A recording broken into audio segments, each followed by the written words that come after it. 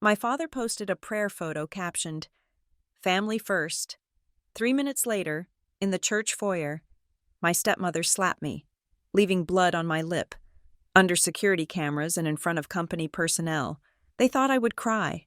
I just said, "Thank you for confirming the time," because 8:32 a.m. Sunday. The moment her hand struck me was also when the morals clause in their corporate buyout contract automatically triggered. My name is Mara Whitlow. I am 32 years old, and I am an expert in risk. St. Rowan's Church in Kestrel Heights is not a house of God. It is a clearinghouse for transactions, spiritual and otherwise. It smells of old money, heavy lemon oil polish on dark wood, and the faint, dusty sweetness of lilies left one day too long.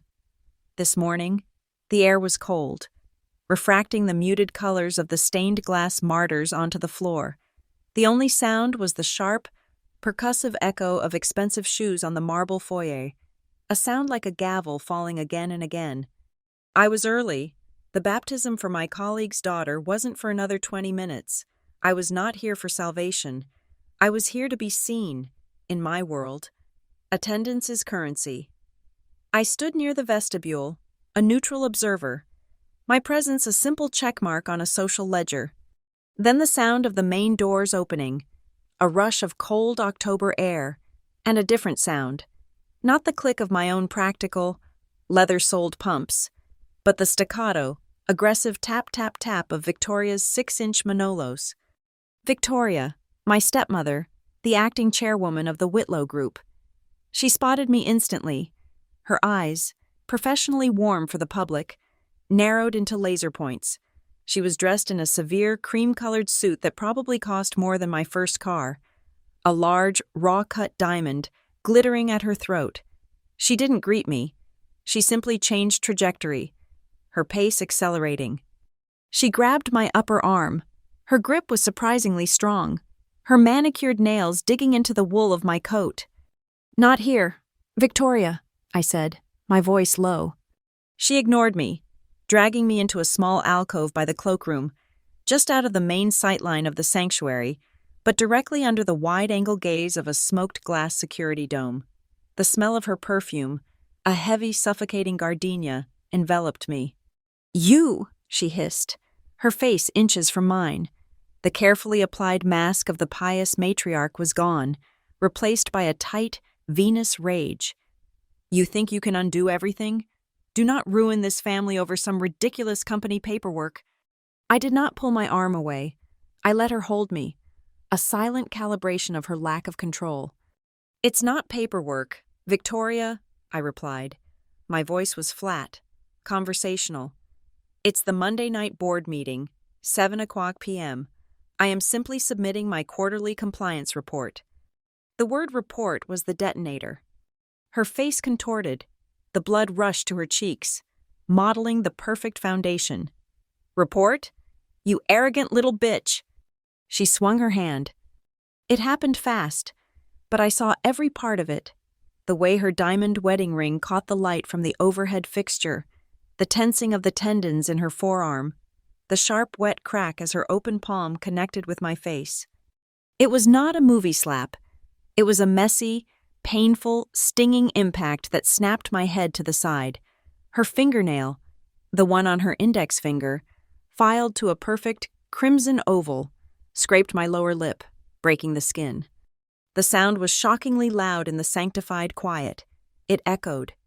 For a single, crystalline second, there was absolute silence. Even the distant organ music seemed to pause. I tasted the immediate, metallic tang of blood. Victoria froze, her hands still raised, her chest heaving. Her eyes were wide, not with regret, but with the shock of her own audacity. From the corner of my eye, I saw the church warden, a man named Peters, snap his head in our direction. I heard the sharp, collective intake of breath from 2 members of the board's finance committee.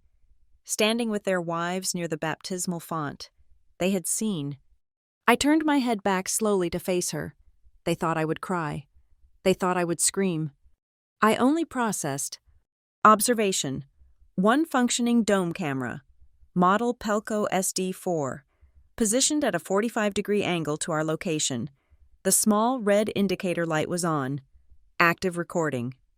Observation. 3, no. 4 external witnesses, 2 of whom are corporate officers. Observation. Physical assault by the acting chairwoman on a senior employee and board-level reporter. Observation. Time of incident. Approximately 8:32 a.m. I did not raise my voice. I did not touch my face. I reached into my coat pocket and removed a clean, folded white linen handkerchief. Calmly, I pressed it to my mouth. When I pulled it away, a bright crimson smear stained the white fabric. Good. Physical evidence. Victoria's breath was coming in ragged gasps. Mara, I held up one hand to silence her. My gaze focused. I removed my phone from my other pocket. My fingers were steady. I unlocked the screen. I did not open my texts. I did not open my email. First, I opened my father's social media page. Graham Whitlow. There it was. Posted just 3 minutes ago. A picture of him and Victoria, smiling at a charity breakfast last week. The caption. His favorite hollow platitude. Family first, always. I took a screenshot. The timestamp on the post. 8:29 a.m. The time on my phone. 8:32 a.m. The perfect bracket. Second, I opened my camera. I held the blood-stained handkerchief up, my phone in my other hand.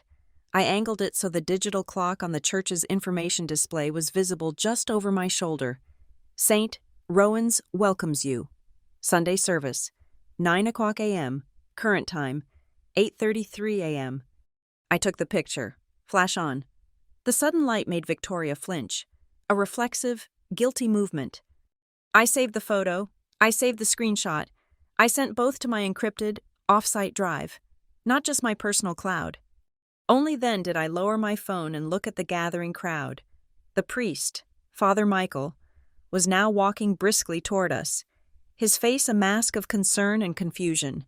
Mr. Peters, the warden, was already at his side. I turned my head slightly, projecting my voice just enough to be heard clearly by all of them, my tone polite, inquisitive, the voice of a compliance officer seeking clarification. Father Michael, I said, my words clear, unstirred by emotion. Excuse me, St. Rowan's has a zero-tolerance policy on violence or aggressive behavior on its premises, correct? For the safety of the parishioners?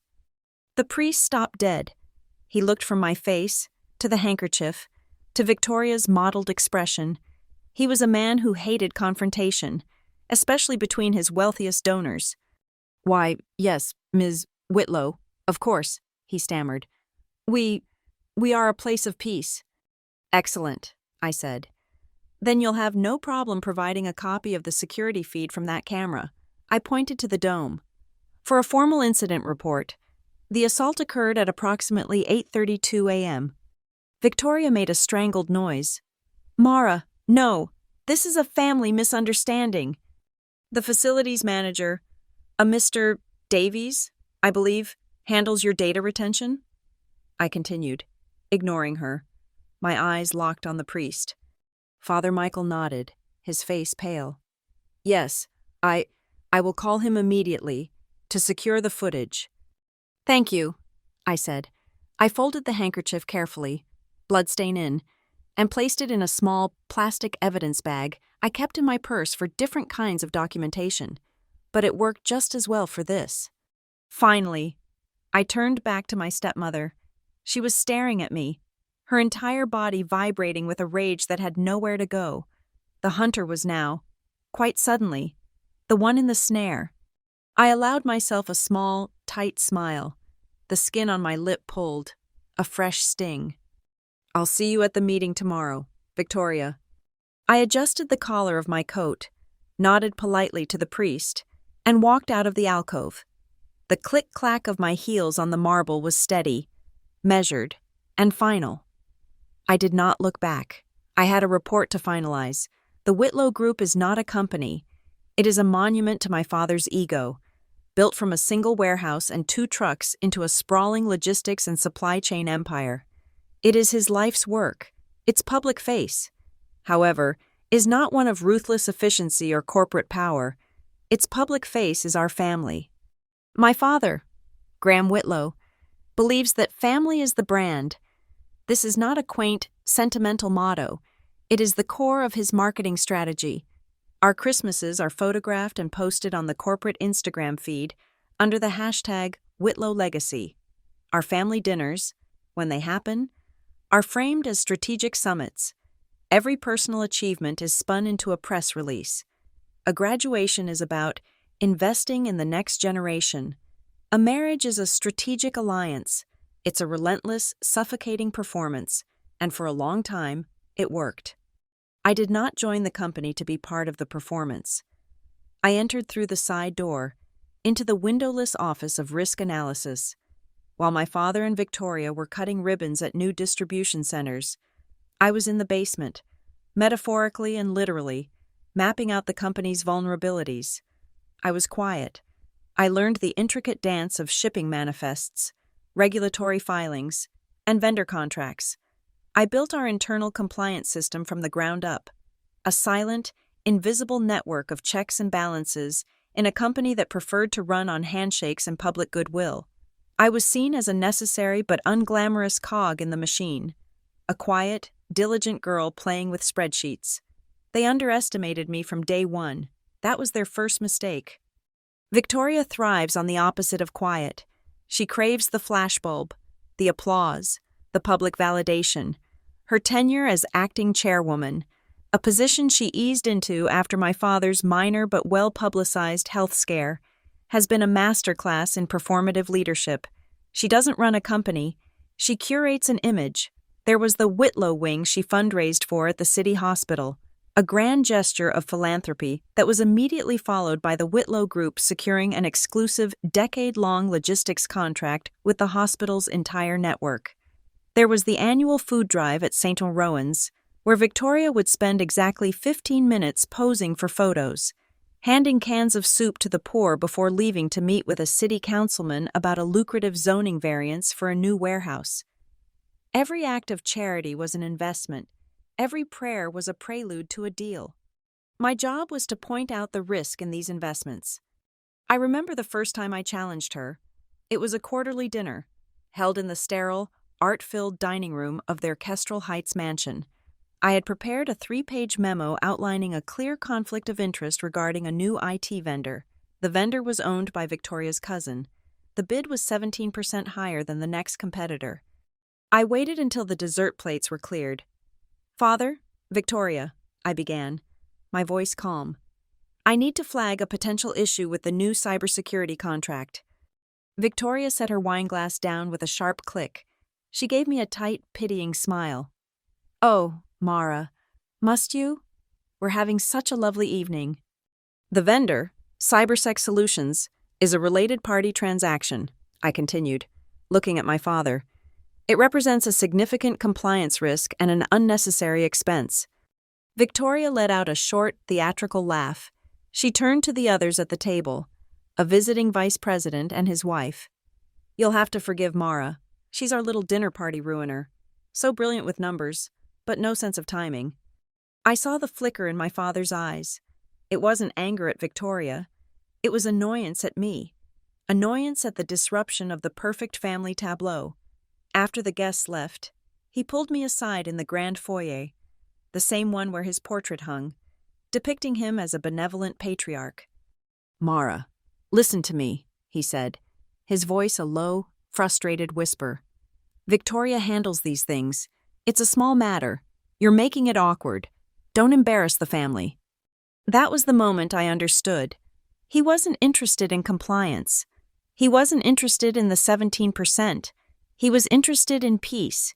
He wanted the smooth, polished surface of our family to remain unblemished. He would rather overpay a cousin than endure a difficult conversation. Arguing was futile. Logic was irrelevant. So I stopped arguing. I started collecting. That night, I went home and created a new, encrypted folder on my private server. I named it Psalm. It became my sanctuary, my true work. Every social media post my father made about integrity, I saved with a timestamp. every charity gala ticket receipt that was expensed to the corporate account. I cataloged every email from Victoria's assistant that began with, "For the sake of appearance," or "Let's frame this as," was flagged and duplicated. I learned to read the metadata of their lives, a like on a politician's post, followed by a campaign donation from a subsidiary, followed by a favorable regulatory ruling. It was all data. It all told a story. On the outside, we were the Whitlows, the model family, the corporate leaders who prayed together on Sunday and signed deals together on Monday, the smiling faces in the society pages. On the inside, within the digital vaults of Psalm, a different picture emerged, a picture of money moving in the dark. The primary channel was a charitable foundation they controlled, the St. Rowan's Community Trust, publicly. It funded scholarships and homeless shelters, privately. Its largest expenditures were logistical and transport services. The recipient of these funds was a small, obscure LLC, Rowan Transport. Rowan Transport was registered to an address that was nothing more than a mailbox at a UPS store. The sole director was Caleb, Victoria's feckless son from her first marriage, my stepbrother. He was a man whose only discernible skill was cashing checks.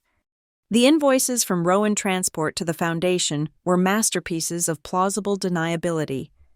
Transport of relief supplies, logistical support for community outreach. But when cross-referenced with internal Whitlow Group shipping manifests, the truth was simple. They were using tax-exempt charitable funds to pay a shell company owned by a family member for work that was already being done by the parent company. They were double-dipping, laundering the company's reputation and its money at the same time, with a neat 17% skimmed off the top for Caleb and, by extension, for Victoria. The photos Victoria posted from the charity warehouse, showing her smiling with volunteers, were geotagged. The location matched a secondary Whitlow Group distribution hub. The dates of her posts about giving back coincided perfectly with the dates on the invoices from Rowan Transport. My folder grew. Psalm 10:15, Rowan Transport LLC, Incorporation Docs. Psalm 11:02, geotagged warehouse photos versus invoices. Psalm 12:18, email from V. Whitlow.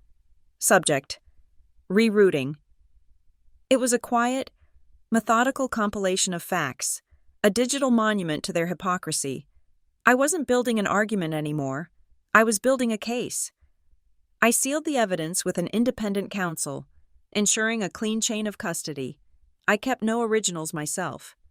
All I needed was an inciting incident, an event so public, so undeniable, that it would force them to open the books, an act that would tear through the carefully constructed fabric of the family brand.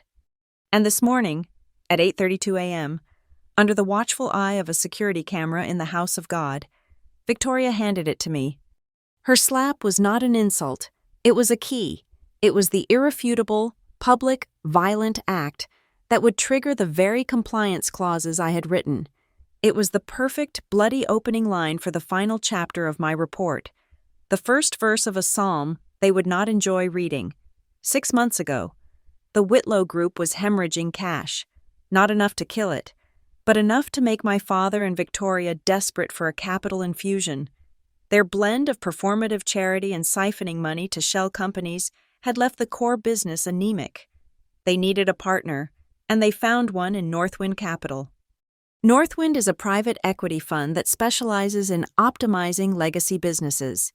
They are cold, data-driven, and utterly devoid of sentiment. They saw our logistics network, our contracts, and our infrastructure, and they wanted in. They agreed to buy a 30% stake, a deal that would flood our accounts with cash and give Victoria the stamp of legitimacy she craved. I was assigned to the deal team, tucked away in the corner with the junior associates. My role was compliance and risk integration. Everyone assumed I was just there to check boxes. The negotiation was a marathon of late nights and lukewarm coffee in sterile legal offices. The Northwind team was sharp. They demanded transparency, governance clauses, and oversight. My father and Victoria, blinded by the dollar signs, agreed to almost everything. It was during the final drafting of the covenants and conditions, near 3:00 a.m. on a Tuesday, that I made my contribution. The lawyers were red-eyed, arguing over indemnification minutiae. I waited for a lull. "Excuse me," I said, my voice quiet. "Section 8, Governance. I have a standard conduct insertion for 8.3.2.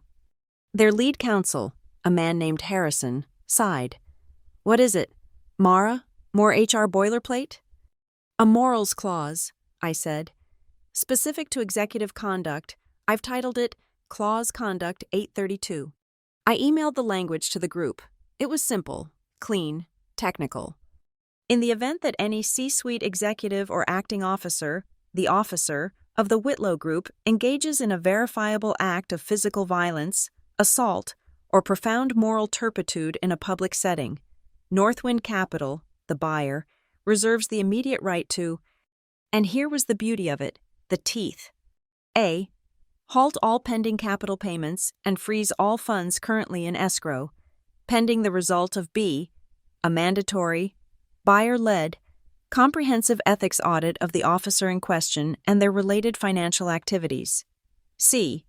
Following said audit, the buyer may issue a binding recommendation for leadership change, including the immediate removal of the officer, as a condition to close the transaction. It was a mousetrap.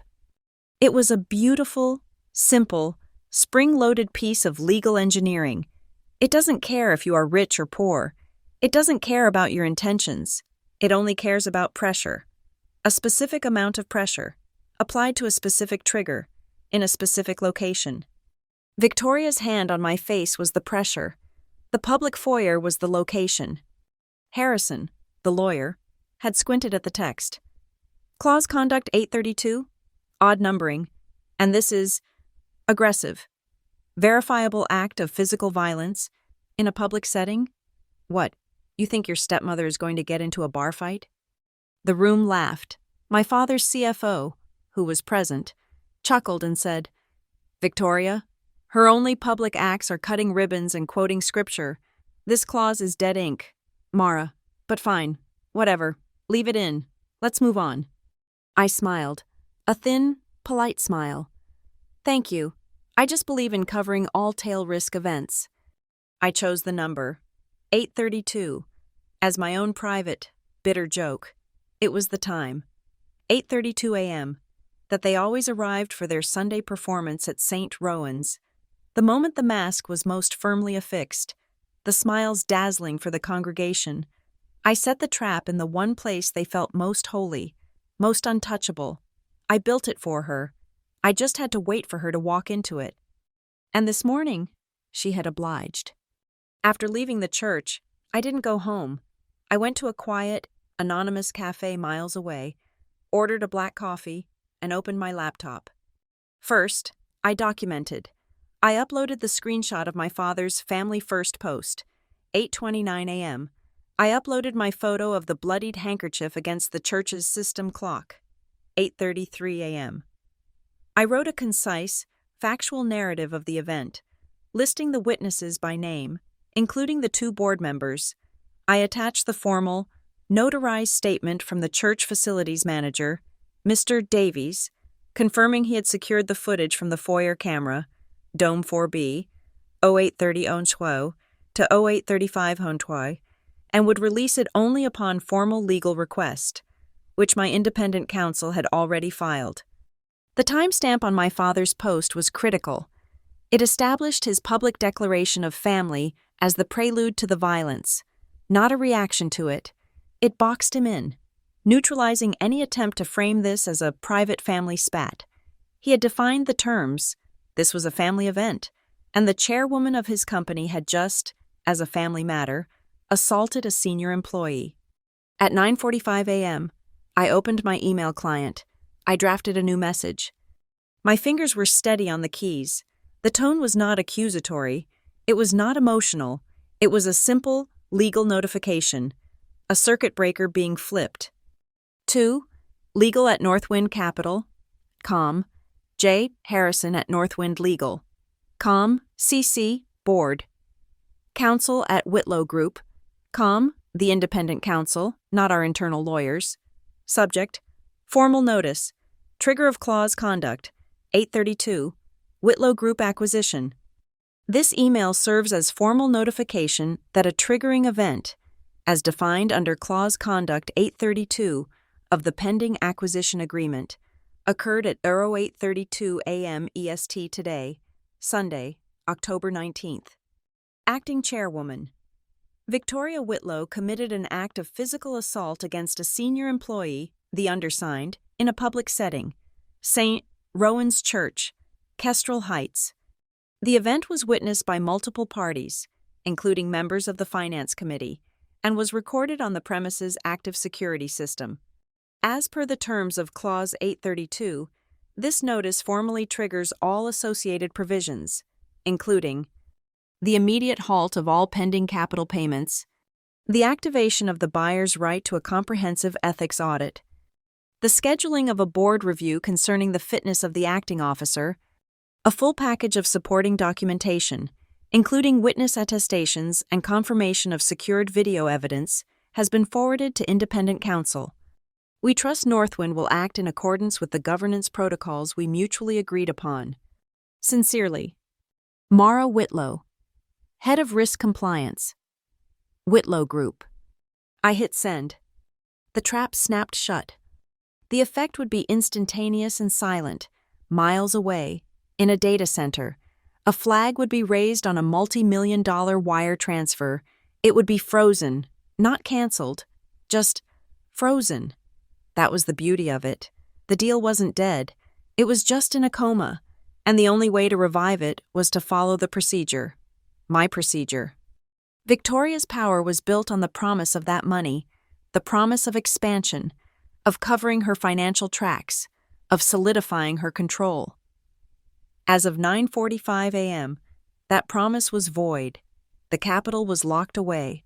Her authority, which was always a performance, was now a hollow shell. She was the chairwoman of a company that her partners had just publicly, legally, put on ice. My phone buzzed almost immediately. My father. I let it ring. It buzzed again. Victoria. I silenced it. My work was not done. I opened my corporate calendar. I scheduled a new meeting, an emergency board session. Time, 7:00 p.m., Monday, tomorrow. Location, Whitlow Group HQ, 28th floor. Room, the aquarium. The aquarium is our main conference room. It's a prestige room, designed to impress, with 3 walls of floor-to-ceiling glass that overlook the entire city. It is a room with no corners, no shadows, and nowhere to hide. Every whisper is audible, every expression visible. It was the perfect place. I stood up, leaving my coffee untouched. The adrenaline had faded, replaced by a cold, clear focus. Victoria thought she had slapped a rebellious stepdaughter. She would learn, tomorrow at 7 p.m., that she had actually just triggered a binding contract, frozen her own lifeline, and scheduled her own trial. The notice of trigger I sent to Northwind Capital was only the key. The slap was the event that allowed me to legally insert that key into the lock. But the report, the one that Clause 832 now gave them the right to demand, that was the weapon. That was the work I had been doing in the dark for a year. That was Family Loop. It began, as all good audits do, not with an accusation, but with a question. A single line item in the Whitlow Group's charitable giving ledger, the St. Rowan Community Fund. We donated millions to it. It was Victoria's pet project, the engine of her public piety. The fund's public filings were pristine, showing vast sums spent on community support and logistical aid, but the IRS 990 form requires a list of top vendors. The largest recipient of the fund's generosity, year after year, was an entity I had never heard of, Rowan Transport LLC. A drumbeat starts, click. I ran the name, Secretary of State, Corporate Database, Rowan Transport LLC, formed 3 years ago, just after Victoria joined the Whitlow board. The address listed for the registered agent was not a warehouse. It was not a trucking depot. It was 5500 Bristol Pike, Suite 4B. I knew that address. I had seen it on my father's desk. It was the office of Victoria's personal attorney, the man who had drafted her ironclad prenuptial agreement. Click. The sole listed principal for the LLC was not a logistics expert. It was Caleb T. Vance, my stepbrother, a man whose primary occupation was collecting speeding tickets in his gifted Maserati. The setup was clear, the how was still buried. I pulled the invoices. Rowan Transport was billing the St. Rowan Fund for services like ground transport of donated medical supplies and warehousing of relief goods. The descriptions were vague, the line items opaque, but the dates were specific. I opened a second window on my monitor. The Whitlow Group's internal logistics manifests. Our system tracks every pallet, every truck, every route, every day. I cross-referenced. Invoice RT192. From Rowan Transport to the Fund. Transport of medical supplies. 4 pallets. Kestrel Heights to City Depot. Date, April 12th. Price, $8,200. Manifest G99882. B. Whitlow Group Internal transfer of expired pharmaceuticals. Disposal protocol, 4 pallets. Kestrel Heights, warehouse to city incinerator. Date, April 12th. Cost, $750. They matched, again and again. Rowan Transport was invoicing the charity fund for work the Whitlow Group was already performing and logging as a low-cost internal transfer or disposal run. Caleb's company, which owned no trucks, no warehouses, and had no employees, was a phantom. It was a paper entity designed to bill the charity for work the parent company was doing anyway. It was a clean, simple fraud, but it was the numbers that made my pulse quicken. I started calculating the margins. I took the actual internal cost of the Whitlow transfer and compared it to the price Rowan Transport charged the charity. The markup wasn't random. It wasn't 100% or 200%. Invoice RBOT 192, 17.1% profit margin, after factoring in the base cost. Invoice RBOT 198, 16.9% profit margin. Invoice RBOT 1104, 17.0% profit margin. Invoice RDOT 1112, 17.0% profit margin. Click, click, click. Across millions of dollars in transactions, the number held. 17%. It was too precise. It wasn't a guess. It was a fee, a predetermined, calculated skim, a family tax being laundered through the donations of our own company, blessed by the name of the church, and deposited directly into her son's pocket. But I needed to connect it directly to her. Caleb was a weak link, but Victoria could claim ignorance. She could say he was an enterprising young man, and she was just proud to use his services. I needed her hand on the weapon. I found it where she lived, her social media. Victoria couldn't just commit fraud. She had to photograph it. She had to be praised for her big heart. I scrolled back through her feed. Post, November 26th. So blessed to spend my Thanksgiving giving back to the community, packing food boxes all day, family, first community, giving back. The photo showed her in a warehouse, smiling, pointing at a pallet of boxes. She was wearing a hard hat, as if she were truly in the thick of it. I zoomed in on the photo, in the background, stenciled on the concrete wall. Whitlow Distribution Hub 4. I checked the photo's metadata, the geotag, Whitlow Distribution Hub 4, 1400 Industrial Way. The timestamp, November 26th, 2:32 p.m. I pulled the manifest for that day. Manifest UG 144, internal. Transfer of canned goods, promotional write-off, to Hub 4 for temporary hold. I pulled the invoices from Rowan Transport. Invoice RWT 1105 to St. Fund. Transport and storage of Thanksgiving meal donations. Date, November 26th. She was standing in our warehouse, taking a picture of our internal stock transfers, while her son's shell company was billing the charity fund for the exact same event. She had posted geotagged, time-stamped proof of her own fraud. The final lockpick came from an email I found during a routine compliance review of Victoria's assistant. The assistant, Amanda, was trying to get an invoice paid by accounting. The email was frantic. Subject: urgent, Rowan payment. Body: accounting is flagging the PO again. Victoria needs this process today. Please just change the memo on the invoice from interco transfer adjustment to community support fee so we can export the payment to the foundation account quickly. Per V's instructions. Per V's instructions. That was it. The direct order, the knowledge, the intent. I didn't just put this in a folder, I built a machine. I opened a data visualization program. I created a flow map. It was simple, elegant, and devastating. A blue node, Whitlow Group, operations. A green node, St. Rowan Community Fund. A red node, Rowan Transport LLC, Caleb. A yellow node, V Holdings, a subsidiary I'd found, owned by Victoria, that received monthly consulting fees from Rowan Transport. The money moved in a perfect closed circuit. Arrow 1. Whitlow Group makes a $1 Muller tax-deductible donation to the St. Rowan Fund. Arrow 2. The St. Rowan Fund pays $1 Mullers to Rowan Transport LLC for phantom services. Arrow 3. Rowan Transport LLC pays $830K, $1 minus the 17% fee, to V Holdings as a consulting payment. Arrow 4. Victoria uses the $830K, now clean, to buy Whitlow Group stock, strengthening her control.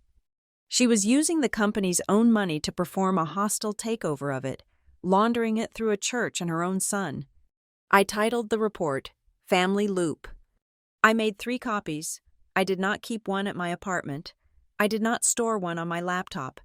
I placed all 3 with independent counsel, sealed and time-stamped. They were waiting for a subpoena. They were waiting for an ethics audit. They were waiting for Clause 832. But there was one last piece, one final detail that I found only last week. A detail so dripping with irony it felt like a gift. I was double-checking the St. Rowan Fund's expenses. They paid for the church's new roof, they paid for the priest's car, and they paid for security and data management. The vendor, once again, was Rowan Transport LLC. Caleb's logistics company was also, apparently, an IT security firm. I pulled the invoice RWT SEC 004. Memo: quarterly fee for data retention and archival, system, foyer, camera, Dome 4B. I had to read it twice. Victoria, my stepmother, was using the money she laundered from the charity fund via her son's shell company to pay for the cloud storage of the exact security camera that recorded her assaulting me this morning. She wasn't just arrogant, she was poetic. She had meticulously, unknowingly, paid for the preservation of her own downfall. That invoice became the final slide in the family loop presentation. It was the drumbeat that became a crescendo. The trap was set, the evidence was secured, and the person who paid for it all was the one walking into it. Monday afternoon was a vacuum. The hours between my notice of trigger email and the 7:00 p.m. board meeting were filled with an unnerving corporate silence. No frantic calls were returned. No angry emails filled my inbox. It was the quiet before a storm, the eerie calm before the pressure breaks. I spent the day finalizing my presentation, line by line, fact by fact. At 4:15 p.m., I left my office and walked to the main elevator bank. I needed a file from the archives in the sub-basement. As I pressed the down button, I heard footsteps behind me, heavy and familiar. Mara. I did not turn. I watched his reflection approach in the polished marble wall. My father, Graham Whitlow. He looked tired. The lines around his eyes seemed deeper than they had on Saturday. The elevator arrived with a soft chime, the bronze doors sliding open. I stepped inside. He followed, and the doors closed, encasing us in a small, mirrored cube. We were surrounded by 100 fractured images of ourselves, father and daughter, standing a careful 2 feet apart. The only sound was the low hum of the cables. We were going down. His eyes found mine in the reflection. He wasn't looking at me, but at the faint, yellowish-purple shadow on my lower lip. The cut was healing, but the bruise remained, a small, stubborn testament to Sunday morning. "Don't make this a bigger deal than it is," he said. His voice was low, stripped of its usual boardroom authority. It was the voice he used when he wanted to sweep things under the rug. I turned to face him directly, breaking the illusion of the mirrors. "I'm not making it anything," I replied, my voice even, devoid of accusation. "The clause it's a contract. It does what it was written to do." He sighed, a gust of frustration. He looked away, at his own distorted reflection. "This is about family. Mara, this isn't about contracts. The Whitlow Group is a publicly traded corporation with minority shareholders and a fiduciary duty to its partners. Father, Northwind Capital doesn't care about our family dynamics. They care about governance." He began a gesture then, one I had never seen before. He reached for his left hand and, with a practiced twist, slid his wedding ring off his finger. It was a thick, platinum band, heavy and severe, just like the woman who gave it to him. He held it in his palm, turning it over and over with his thumb, the metal catching the cold, fluorescent light. The gesture was intimate, troubled. "Family first," he said, the words a mantra he had repeated for years, a shield against every inconvenient truth. "The company second. That is the rule. That has always been the rule." The elevator slowed, passing the 15th floor. The air felt thick, heavy. "I choose the law first," I said, my voice barely a whisper, yet it cut through the hum of the elevator. "Then family." He stopped turning the ring, his hand clenched into a fist around it. He finally looked at me, truly looked at me, and I saw not just a father, but a CEO cornered. He saw not a daughter, but an adversary he didn't know how to disarm. The old tools, guilt, paternal authority, the appeal to loyalty, were useless. "What do you want?" he asked. The question was raw, stripped of pretense. It was the question of a negotiator, not a parent. This was the ground I was comfortable on. This was a transaction. "I want what the clause dictates," I said clearly. "A transparent vote of the board, presented with all the relevant facts, and I want Victoria's resignation as acting chairwoman, effective immediately." He winced, as if I had struck him. He stared at the floor, at the toes of his polished Italian shoes. He was silent for a long moment, the elevator passing floor after floor in its smooth, inexorable descent. He finally looked up, his jaw tight. "Victoria will not step down." It wasn't a threat. It was a statement of fact, a declaration of her stubbornness, her pride. It was an admission that he couldn't control her, or perhaps wouldn't. I did not argue. I did not raise my voice. I simply lifted my gaze from his face to the top corner of the elevator, to the small, dark dome of the security camera. Its tiny red light was on, a single, glowing pinprick in the mirrored ceiling. It was watching us. It was recording, just like the camera in the church. "People often say, 'will not,'" I said, my voice still quiet, my eyes still on the camera. "Right before they say, 'have to.'" A soft chime echoed through the silence. We had reached my floor. The bronze doors slid open, revealing the stark concrete walls of the archive level. I stepped out of the mirrored box and into the quiet hallway. I did not look back. I could feel his eyes on me as the doors slid shut, leaving him alone, surrounded by his own reflection, holding a wedding ring that suddenly seemed to weigh more than his entire company. He was left in a cube of mirrors, a rippling, uncertain image of a man forced to choose which face was real. At 7:00 p.m., the aquarium, on the 28th floor, was a box of cold light suspended in the dark. The city of Kestrel Heights glittered below, a silent, indifferent audience. The air conditioning was vented from the floor, and it was deliberately, bitingly cold. It kept executives alert. Tonight, it felt like a morgue.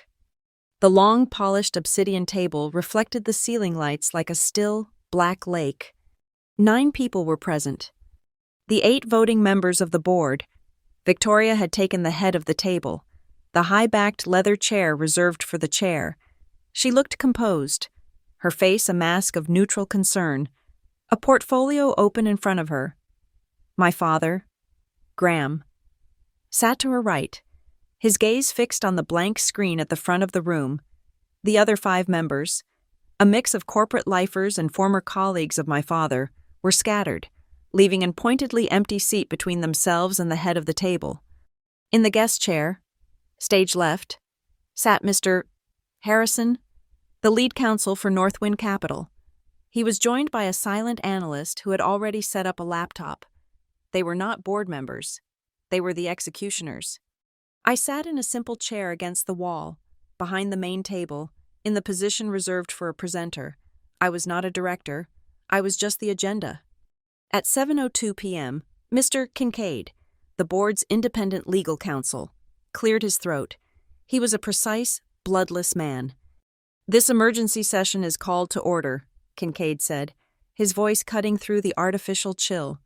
"This meeting is being held pursuant to a formal notice received by counsel and by Northwind Capital, triggering Clause Conduct 832 of the pending acquisition agreement." Victoria shifted, her pen tapping lightly on her notepad. "Mr. Kincaid, I must protest this entire proceeding. This is a corporate ambush, orchestrated by a disgruntled employee. It is a gross misuse of company time." Kincaid did not look at her. He continued reading from his notes. Clause 832 grants the buyer, Northwind, the right to halt capital transfer and demand a comprehensive ethics audit in the event of a verifiable act of public violence by an officer. That audit is now mandatory. Our business for tonight is a motion, tabled by Ms. Aris and Mr. Samuels, to temporarily suspend the executive authorities of acting chairwoman Victoria Whitlow, pending the results of that audit. A suspension? Victoria's voice was sharp. On what grounds? An email? An accusation? On the precipitating evidence, Kincaid said evenly. Ms. Whitlow, as the filer of the notice, please present the evidence of the triggering event. I stood. My heels made no sound on the thick carpet. I connected my laptop to the main display. The 80-inch screen at the front of the room lit up. "This is not an accusation," I said, my voice projecting clearly into the silent room. "This is a verification. I request the board view the security footage from the foyer of St. Rowan's Church, dated Sunday, October 19th, at 8:32 a.m. The file was provided under legal request by the church's facilities management." I clicked play. The screen filled with the high-definition, wide-angle view of the church alcove. The audio was shockingly clear. The expensive microphone array, part of the security system Victoria herself had funded, picked up everything. We watched the digital version of me and Victoria. We heard her hiss, "Do not ruin this family over some ridiculous company paperwork." We heard my reply, "It's the Monday night board meeting. I am simply submitting my quarterly compliance report." We saw her face contort. "You arrogant little bitch!" And then, the act. We saw her hand swing, fast and vicious. The sound of the slap, the sharp, wet crack, was amplified by the boardroom's speakers. It echoed in the glass-walled room, a grotesque, percussive sound. On the screen, my digital self paused, tasting the blood. Mr. Samuels, a board member with a weak stomach, flinched visibly. Ms. Aris, the head of the audit committee, pressed her lips into a thin, white line. I stopped the video on a freeze frame of Victoria's hand, mid-impact. The only sound in the aquarium was the low, arctic hiss of the ventilation. No one spoke. The image hung in the air, undeniable, damning. Victoria was the first to break. She attempted a laugh, but it came out as a strangled, brittle cough. "Good heavens," she said, forcing a smile. "So this is what this is about? A family spat, a private matter? I was upset. Mara provoked me. She knows how to push my buttons. This is a domestic issue. Gentlemen, not a corporate one." She looked to Harrison of Northwind, seeking an ally in mutual masculine dismissal. Harrison did not smile back. He leaned forward, his voice flat and devoid of emotion. It sounded like stones dropping on concrete. Ms. Whitlow, we are not your family. We are your investors. We are, to be precise, the entity you are asking to inject $300 million into this company. Our pending investment is, as of 9:46 a.m. yesterday, frozen indefinitely. The word frozen hung in the air, colder than the room. The clause, Harrison continued, is not a suggestion, it is a covenant. We do not invest in companies where the chairwoman assaults the head of risk in public. We invest in governance. You have demonstrated a catastrophic failure of it. A failure of governance? Victoria shot back, her voice rising. Over a slap? You would kill this deal over that? No, I said, my voice cutting in. I advanced to the next slide. The screen changed. The video disappeared, replaced by a clean corporate diagram. The title was simple: Family Loop. The slap was not the crime, Victoria. It was the key. Clause 832 was the lock. It was the event that legally forced us to look. This is what we found. I pointed to the diagram, the 4 nodes: Whitlow Group, St. Rowan Community Fund, Rowan Transport LLC, and V Holdings. We begin with the Whitlow Group's charitable donations. Click. A slide showed the $4 million wire transfer to the St. Rowan Fund. The fund then pays vendors for community logistics. Its primary vendor is Rowan Transport LLC. Click. A slide showed the incorporation papers for Rowan Transport.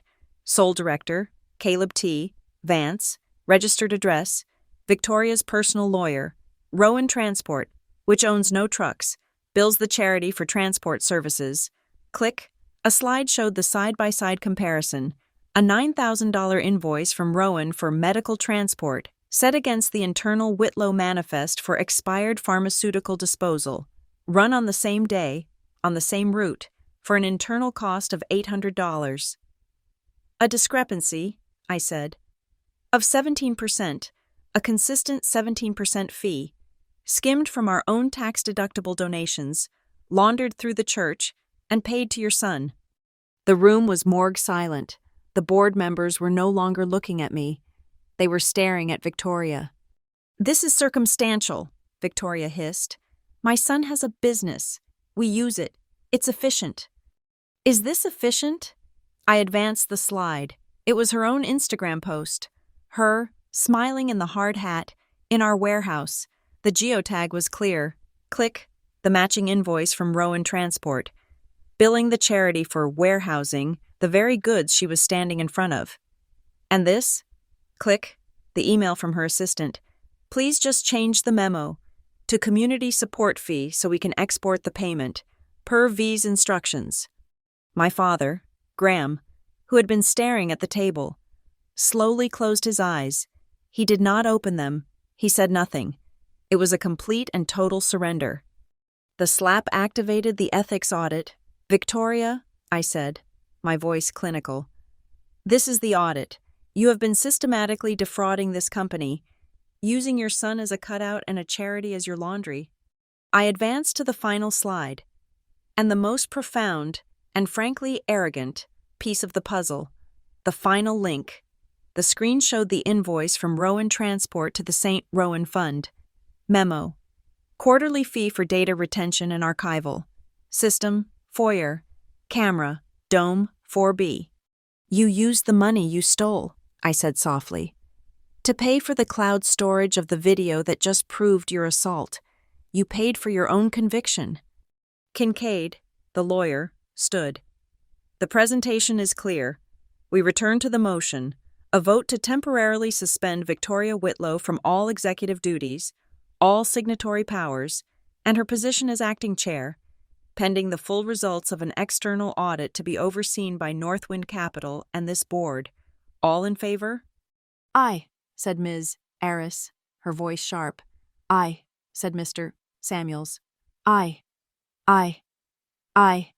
5 ayes in a row. Kincaid looked at my father. Mr. Whitlow? My father's eyes remained closed. A single word. Abstain. Kincaid looked at Victoria. Ms. Whitlow? Nay, she spat, her face a mask of pale fury. You will all be hearing from my lawyers. This is a sham. The motion passes, 5-2. With one abstention, Kincaid announced, as if she hadn't spoken. Ms. Whitlow, your access is revoked. Effective immediately. The chair is now temporarily vacant. The high-backed leather chair at the head of the table was suddenly just a piece of furniture. Victoria was just a woman sitting in it. Her authority evaporated. I spoke into the silence. Mr. Kincaid, I have a second motion. Given the pending audit and the need for operational stability, I move that we delegate temporary executive authority not to a board member, but to our independent Chief Operating Officer, Mr. Alvarez, to ensure continuity of business and full, unbiased cooperation with the auditors. Harrison, from Northwind, nodded once. We would find that arrangement acceptable. Kincaid called the vote. It was approved, 7-1. This time, my father voted aye. Victoria was the only nay. The meeting was over. The power was transferred. The chair was empty. The verdict hung in the room, colder and harder than the glass walls that surrounded us. The chair is now temporarily vacant. Kincaid, the lawyer, had spoken. The vote was recorded. Victoria sat in the high-backed leather chair, a queen dethroned, her knuckles white on the edge of the obsidian table. The silence in the aquarium was absolute, broken only by the faint, mechanical hiss of the air vents. My father's eyes were still closed, as if he could will himself into another reality. Harrison, from Northwind, was watching Victoria with the detached curiosity of a scientist observing a specimen under pressure. This was the moment of truth, the moment the performance was supposed to end, the moment she was supposed to collect her papers, stand, and exit, escorted by security. But Victoria was a performer to her core, and the show was not over. She pushed the chair back, the sound scraping loudly in the tomb-like quiet. She stood, not in defeat, but in a strange, terrible new calibration. She smoothed the front of her expensive silk blend jacket, took a breath, and looked at me. Her face, moments ago a mask of pale fury, softened. The hard lines of her jaw relaxed. Her eyes, which had been spitting venom, became wide and moist. It was an astonishing, grotesque transformation. She was no longer the deposed chairwoman. She was attempting to become the mother. "Mara," she said, her voice a soft, wounded coo. It was a voice I hadn't heard in years, a voice she used for charity galas and mourning relatives. "Mara, please, look at me." I did not. I was busy, methodically disconnecting my laptop from the lectern. I coiled the HDMI cable with precise, unhurried loops. "Mara."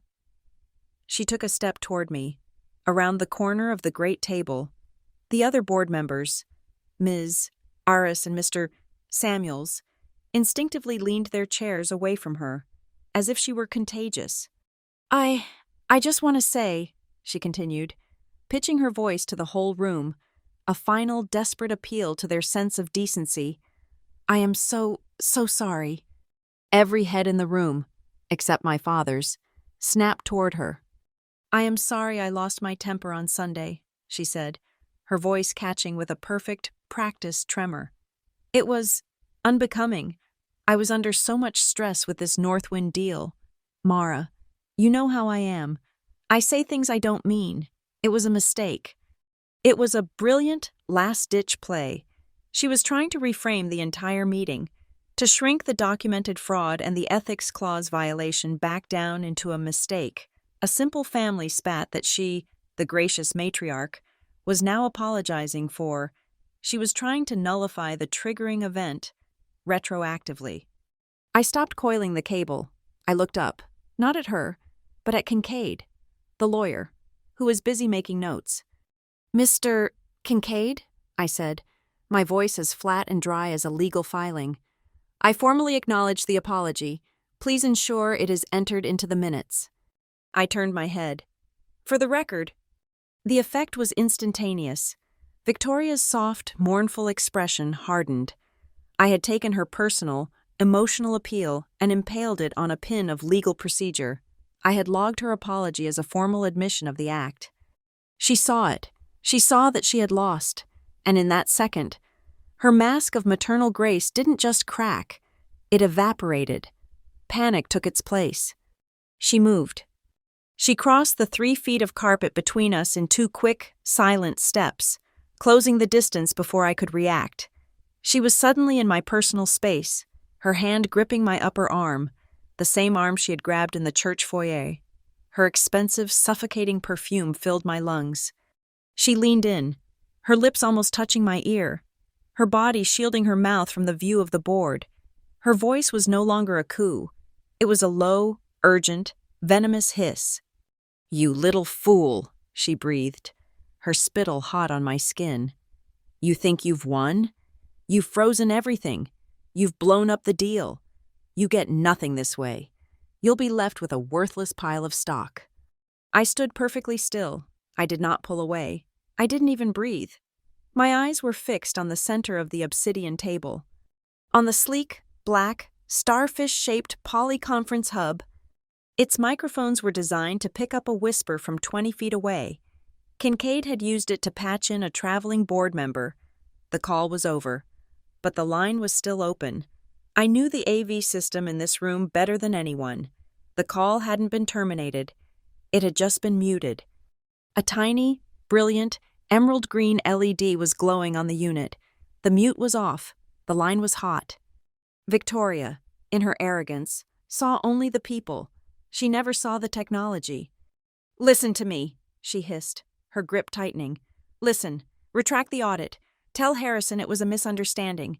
Tell the board you were emotional and you misinterpreted the accounts. Cancel this report." I could feel Harrison's eyes on us. He saw the closeness. He saw the hand on my arm.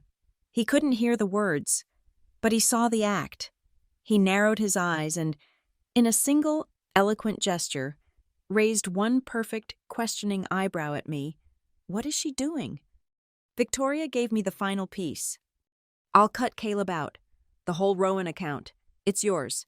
I'll split it. 50-50. Just call them off. Stop this. Now." I gave Harrison his answer. My hand moved from the lectern to the small, embedded touchscreen on the wall next to me.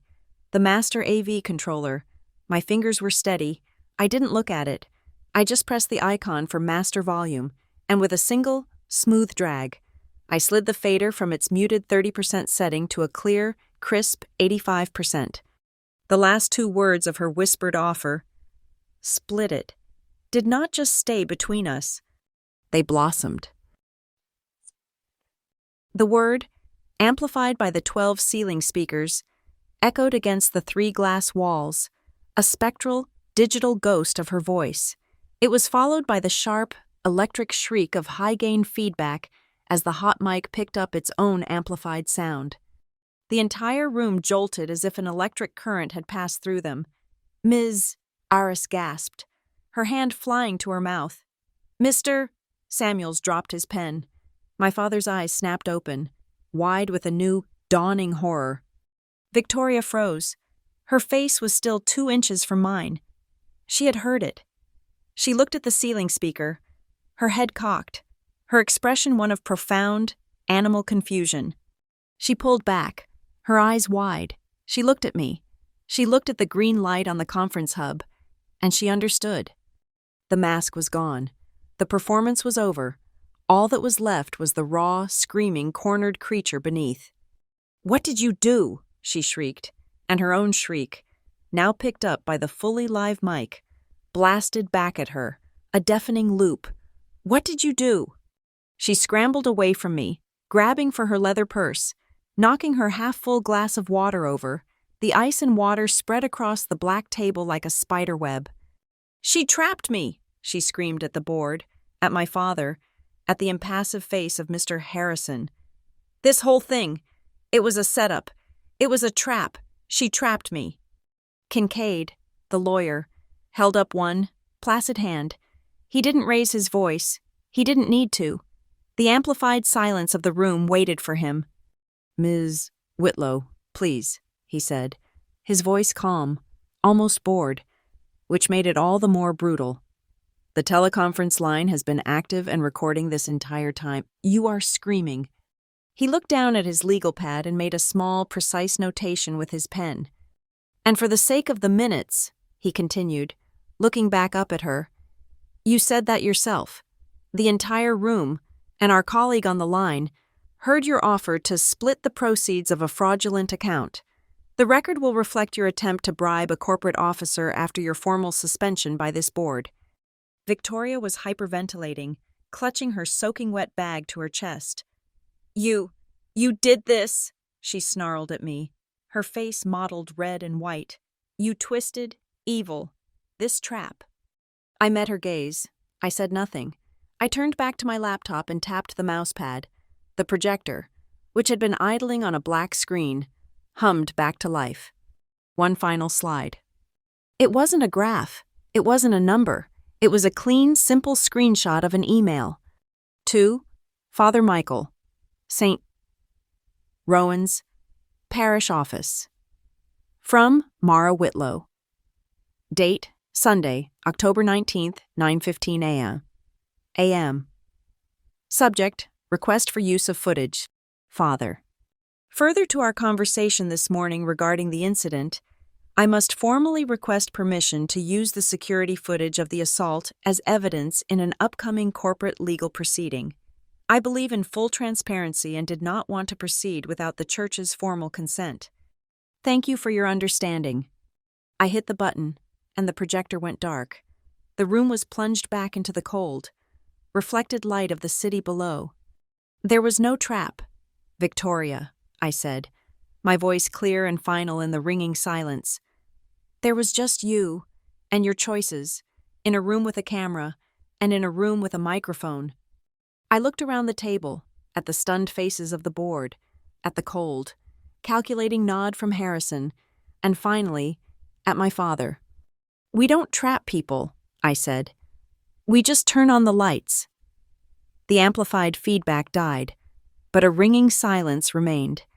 Victoria stood frozen, a figure of pure, impotent rage, her screams having collapsed into ragged, shallow breaths. The water she had spilled was the only thing moving, a slow, dark stain spreading across the obsidian table. The board members, Kincaid, even Harrison, they weren't looking at her anymore. Every eye in the room, every ounce of pressure, every unspoken question, pivoted and settled on one man. My father. He had sat through the video, the financial diagrams, and his wife's final, desperate attempt at bribery with his eyes closed. Now, they were open, and he was not looking at Victoria. He was looking at me. His face was a gray, unreadable mask. There was no anger, no relief, no sorrow. It was the face of a man who had been running for a very long time and had finally, brutally, hit a wall. He held my gaze for a long, silent moment, a decade of dinners, holidays, and averted conflicts passing between us. Then, his eyes drifted past me, past my shoulder, to the vast, star-flecked darkness outside the glass. I knew what he was seeing, not the city, but the reflection in the window, the faint, ghostly image of the Whitlow Group logo, etched in chrome on the wall behind us, was superimposed over the glittering skyline. It was his name, his legacy, his life's work, a brand he had built, and a brand he had allowed to become a shield for corruption. His gaze returned from the window to me, from the company to the family. He had finally reached the end of the question he had been avoiding his entire life. Which one was real? When he spoke, his voice was not the booming baritone of a chairman. It was quiet, rough, and stripped of all artifice. It was the voice of a man making a confession, not to a room, but to himself. He addressed Kincaid, the lawyer, but his eyes never left mine. I have let the family name, he said, each word a heavy stone, become an excuse for a lack of accountability. He paused, and the silence in the room was absolute. This was his moment, his precipice. I did not move. I did not speak. I did not nod in encouragement or offer a flicker of absolution. This had to be his. He had to find the words. He had to own the path forward. All my work, all the data, all the planning, it had all led to this single, quiet, human choice. He took a slow, deep breath, and when he spoke again, the CEO was back. The authority had returned, but it was different now. It was colder, harder, tempered by the fire of the last hour. "Mr. Kincaid," he said, his voice now firm, "I would like to propose a resolution to this board." Victoria's head snapped up. "Graham, no, you can't." "Be silent, Victoria," he said, without looking at her. The words were not shouted. They were delivered with the flat, final authority of a judge passing sentence. She flinched as if he had slapped her, and for the first time, she was silent. "I move," my father continued, "that the board formally and immediately terminates any and all consulting and service contracts with the entity known as Rowan Transport LLC, the entity known as V Holdings, and any other associated shell corporations or subsidiaries identified in the report codenamed Family Loop." Kincaid was already writing. So moved. "Furthermore," my father said, "I move that the internal investigation, which I now see was wholly insufficient, be officially handed over to an independent counsel, to be appointed by this board in agreement with Northwind Capital. This counsel is to be given full, unrestricted, and subpoena-level access to all corporate and personal financial records pertaining to this matter.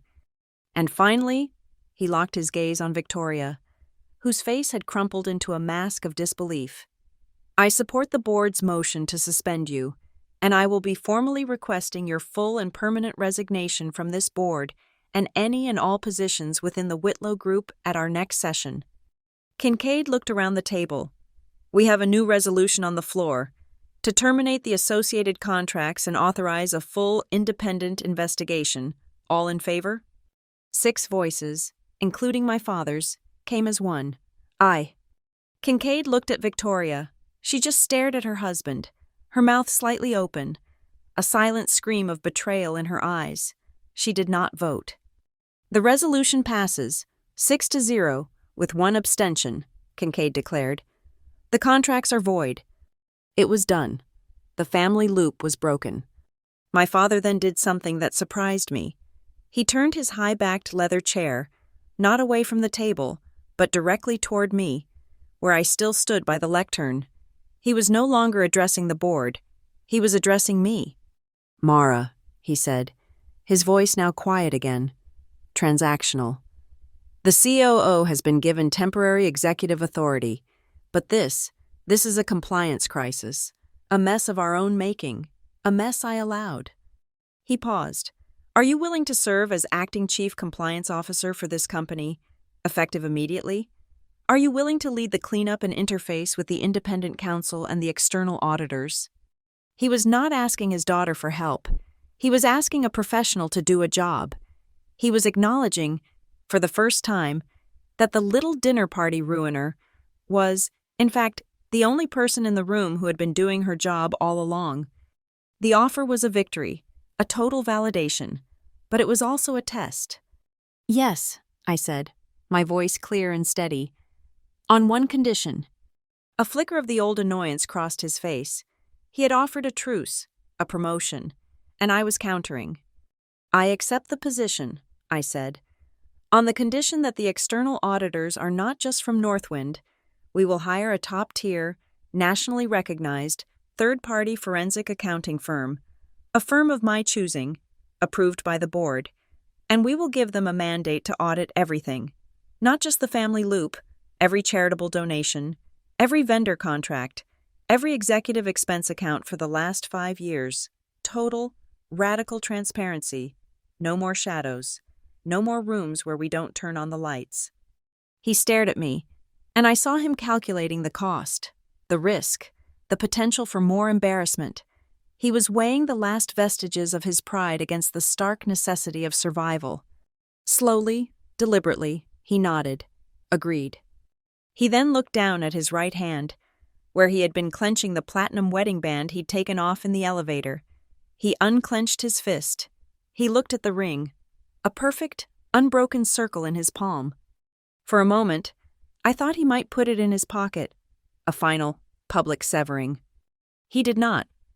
With a slow, considered motion, he picked up the ring, but instead of sliding it back onto the fourth finger of his left hand, the hand of marriage, of the heart, he slid it onto the index finger of his right hand, the hand he used to sign contracts, the hand he used to shake on a deal. It was a small, silent gesture, but I understood it perfectly. He was not, at this moment, ending his marriage, but he had fundamentally redefined it. It was no longer a covenant of love. It was a business arrangement, a liability to be managed, a contract he was now forced to renegotiate. I felt a subtle, internal shift. The frantic, high-frequency thrumming of adrenaline that had been my constant companion for 48 hours finally subsided. The pulse in my wrist, which had been a frantic drumbeat, slowed to a calm, steady, metronomic rhythm. Order. I glanced out the window of the aquarium. The sun had long set, and the city below was fully awake for the night.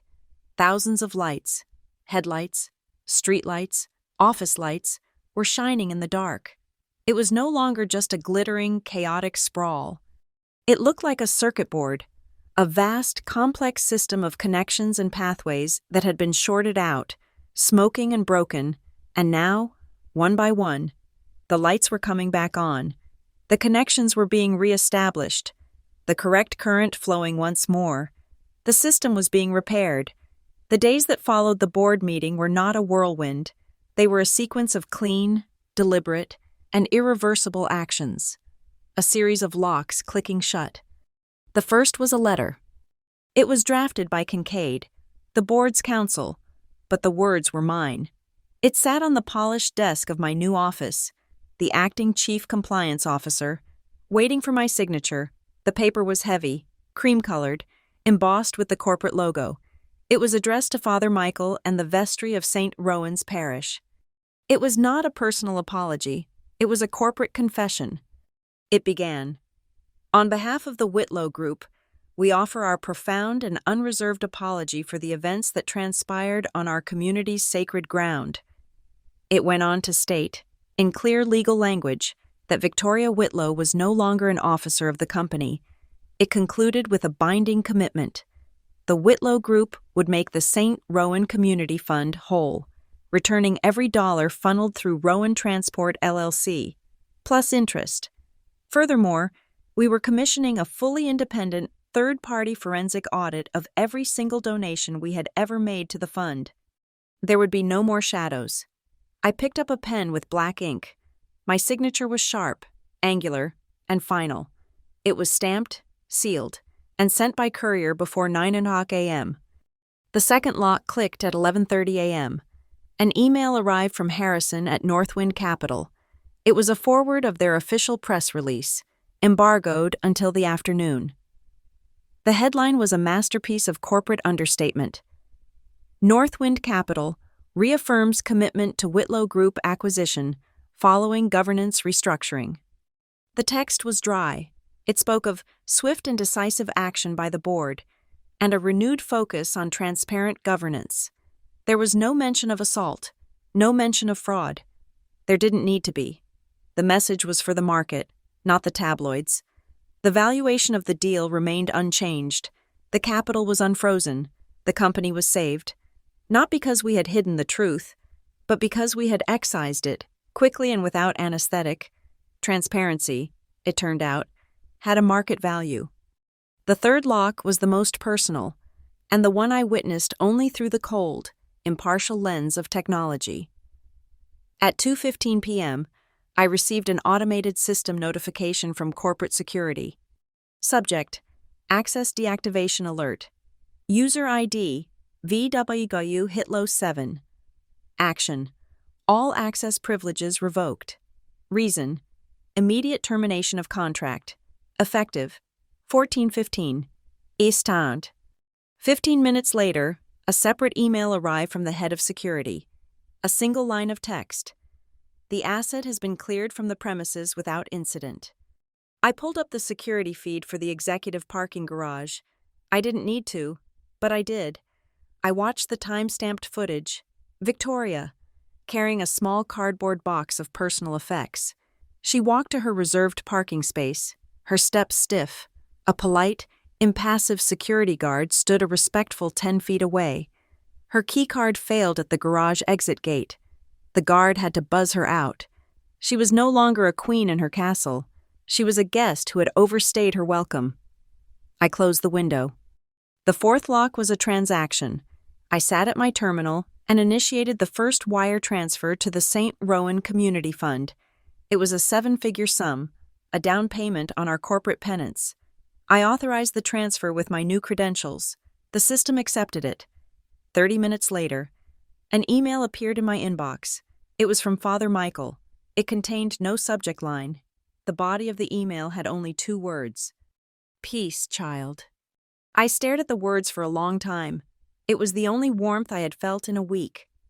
The fifth lock was a matter of record. An email from Kincaid's office. The subject was a case number, WGEC001. The attachment was a PDF, a legal attestation, formally logging the security video from the church foyer into the corporate evidence vault as an official exhibit for the pending investigation. The slap was no longer a memory. It was an asset, cataloged and filed. Its emotional power was gone, replaced by the cold, permanent weight of legal fact. The sixth lock was my own. I opened the File Explorer on my personal laptop. I navigated to the encrypted drive. There it was, the folder that had been my shadow, my obsession, my secret weapon for over a year. Psalm. I right-clicked. The context menu appeared. I didn't hesitate. I moved the cursor down to Delete. I did not send it to the recycle bin. I selected Permanent Deletion. A small dialog box appeared. Are you sure you want to permanently delete this folder? Its contents, all the originals, were already secured in the company's data vault, part of the official investigation I was now leading. My personal collection was redundant. Its purpose was served. I clicked yes. The folder vanished. My private war was over. The seventh lock was public. At 4 p.m., a notification popped up on my screen from a social media monitoring service. It was an alert for my father's corporate account. Post deleted, family first, always. A minute later, a new notification, new post. Family is accountable, or it is nothing. He was rewriting the brand. He was rewriting the family. He was choosing, publicly and irrevocably, a new scripture. And then, they started to come in. The eighth lock, a cascade, a message on the internal chat client, from a woman in accounts payable. Thank you for turning on the lights. Another, from a logistics manager in the Midwest. About damn time. Thank you. Another, and another, from people I had never met. Short, simple messages of gratitude. They weren't celebrating a coup. They were celebrating the simple, profound relief of no longer having to work in the dark, of no longer having to pretend that the emperor was wearing clothes. The day was over. The building was quiet. I took the elevator down to the main lobby. It was vast, empty, the marble floors reflecting the dim evening light. I was about to walk out into the cool October night when I caught my reflection in a large pane of black granite next to the main doors. I stopped. I saw the tired woman in the severe business suit, and on her face, just below her lip, I saw the last physical trace of the battle. The bruise was no longer an angry purple. It had softened, faded into a pale, yellowish-green shadow, the last stage of a healing wound. It was the receipt for my victory, the cost of entry, the mark left by the key that had opened every lock. I stood there, alone in the echoing silence of the empire my father had built, and that I had just saved from itself. I thought of Victoria's final, desperate, whispered offer, her belief that volume and power were the same thing. I leaned closer to my own reflection in the cold stone, and a whisper of my own fogged the polished surface. You don't have to shout, I murmured to the woman in the reflection, when the microphone is already on. A week later, on a Tuesday afternoon, I returned to St. Rowan's. The church was empty. The air, once thick with the scent of old money and suffocating perfume, was now cool and still, smelling only of stone, beeswax, and the faint, clean dust of sunlight. The light filtering through the stained glass windows was different, not the cold, judgmental hues of Sunday morning, but a warm, honey-colored glow that pooled on the marble floor. The gavel-like sound of shoes was gone, replaced by a reverent silence. I walked to the vestibule, my steps soft. I carried a single, plain white envelope. It contained no letter, no explanation, just a cashier's check for a significant, anonymous donation to the church's building fund. Not the tainted community fund, but the simple, unglamorous account that fixed the roof and paid for the heat. This was not a transaction for an advantage. It was a closing of accounts. I placed the envelope on the heavy oak welcome table, a silent period at the end of a long, ugly sentence. As I turned to leave, my phone vibrated in my pocket, a single, soft buzz. I pulled it out. A text message. From my father. The words on the screen were simple, stripped of corporate formality. Dinner? No statements.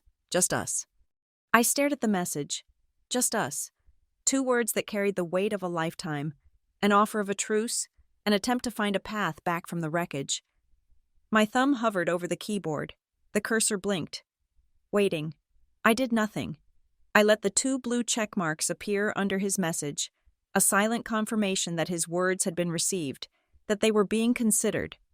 I put the phone back in my pocket without replying. The terms of that meeting, if it were to happen, would be mine. The timing would be mine. The silence was my answer for now. My gaze drifted upward, drawn by instinct to the corner of the foyer, to the smoked glass dome of the security camera, Pelco SD4, my silent, impartial, and most crucial witness. It watched me now, just as it had watched then, a dispassionate eye in the heavens of the vaulted ceiling. Without thinking, I raised my fingers to my mouth. I touched my lower lip. The skin was smooth. The cut was gone. The bruise had vanished. There was no pain, no mark. The wound was healed. Only the memory of the impact remained, a phantom sensation that was no longer an injury, but a scar etched on the inside, a permanent reminder of the price of turning on the lights. In that quiet moment, standing under the gaze of the camera, the first line of the next Whitlow Group annual report wrote itself in my mind. It was not a line of financial jargon or forward-looking projections. It was a new covenant. At the Whitlow Group, we believe in accountability. We do not use family as a shield for wrongdoing. I turned and walked out. The heavy carved wooden doors of St. Rowan's swung shut behind me with a deep, resonant thud. It was the sound of a vault being sealed, of a thick, leather-bound case file being closed for the last time. The story was over. The evidence was archived. My car was cool and quiet inside. I started the engine and pulled away from the curb. The silence of the church replaced by the low hum of the road. I didn't drive home. I drove downtown, through the concrete and glass canyons of the financial district. I passed the Whitlow Group headquarters. The monolithic tower of dark glass and steel scraped the afternoon sky. My eyes went to the 28th floor, the aquarium, the corner office that was now mine. The lights were on. Mr. Alvarez, the COO, was working. The forensic auditors I had hired were crawling through our servers. The work was happening. The circuit board was being repaired. I felt no elation, no triumphant surge. The victory had not been a moment of catharsis. It had been a series of quiet, deliberate clicks as each lock fell into place. I didn't need to pop champagne or celebrate in the ruins. The victory was in the clean, undeniable columns of the spreadsheets. It was in the precise language of the new governance clauses. I had not needed to raise my voice in the end. The numbers had done all the shouting for me. As I stopped at a red light, the setting sun glinting off the tower, I thought of Victoria. I thought of her belief that the company was an extension of her will, a stage for her performance, a place to be worshipped. A final sentence formed in my mind, a quiet epitaph for her reign, spoken only to myself in the sanctuary of my car. "This company," I whispered, "is not your altar." The light turned green. I accelerated smoothly into the flow of traffic. The dashboard display, a screen of cool blue light, reflected my face. My eyes were not triumphant, not angry, not sad. They were calm. Cut to black, end. Thank you so much for listening to this story. It means the world to me that you took the time to join Mara on her journey. I'm so curious to know your thoughts. So please comment below and let me know where in the world you're listening from. It's incredible to see how far these stories can travel. If you enjoyed it, please consider subscribing to the channel and liking the video. And if you really want to support this work, hit that hype button to help this story get heard by even more people. Thank you again.